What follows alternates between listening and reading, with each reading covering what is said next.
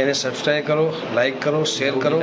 મિત્રો, હાલમાં ખૂબ જ મોટા સમાચાર સામે આવી રહ્યા છે. રાજુ સોલંકીનો હાલમાં જેલવાસ ચાલે છે, ત્યારે તેમના કેસમાં હવે ભાજપ સરકારના કાયદા મુજબ પોલીસ તેમના ગુના પ્રમાણે તેમની મિલકતની તપાસ કરવામાં આવશે તેવું જાણવા મળ્યું છે. અને જો મિલકત કે મકાન કોઈ અન્ય વસ્તુ કે જે ગેરકાયદેસર રીતથી હશે, તેની ઉપર આપણી સરકાર એટલે કે ગુજરાતના સીએમ ભૂપેન્દ્ર પટેલનું બુલડોઝર ફરશે તેવું આપણે કહી શકીએ.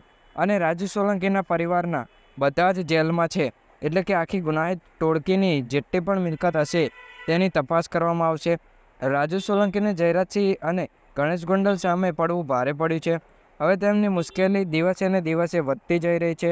અને જ્યારે રાજુ સોલંકીની ધરપકડ કરવામાં આવી હતી, ત્યારે તેઓએ કહ્યું હતું કે જયરાજસિંહ જાડેજા અને ગણેશ જાડેજા વિરુદ્ધ હું લડી રહ્યો છું, તેથી મને આ લોકો પકડીને લઈ જઈ રહ્યા છે. તે આ વાત તદ્દન ખોટી છે.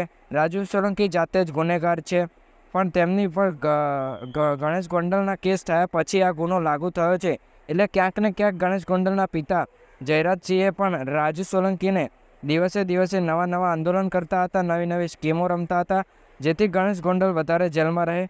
આ આખા વિવાદમાં ગણેશ ગોંડલના પિતા જયરાજસિંહ જાડેજા ચાલાક નીકળ્યા. હવે ગણેશ ગોંડલ પણ જલ્દીથી જેલમાંથી બહાર આવશે, ત્યાંના પ્રયાસો હજુ ચાલુ છે. અને રાજુ સોલંકીની વાત કરીએ તો તેઓને રિમાન્ડ મંજૂર થયા છે. હવે સાચા ગુનેગાર તે સાબિત થયા નથી. સાચા ગુનેગાર સાબિત થયા છે ત્યારબાદ તેમની જેલવાસ વધશે.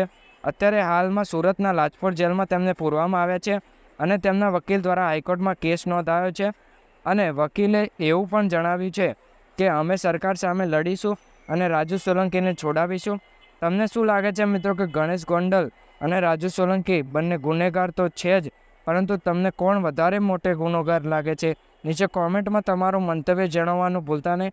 વિડીયોમાં જાણકારી સારી ગઈ તો વિડીયોને લાઇક કરજો, વિડીયોને તમારા મિત્રો સાથે શેર કરજો, ચેનલને સબસ્ક્રાઈબ કરવાનું ભૂલતા નહીં. જય શ્રી કૃષ્ણ.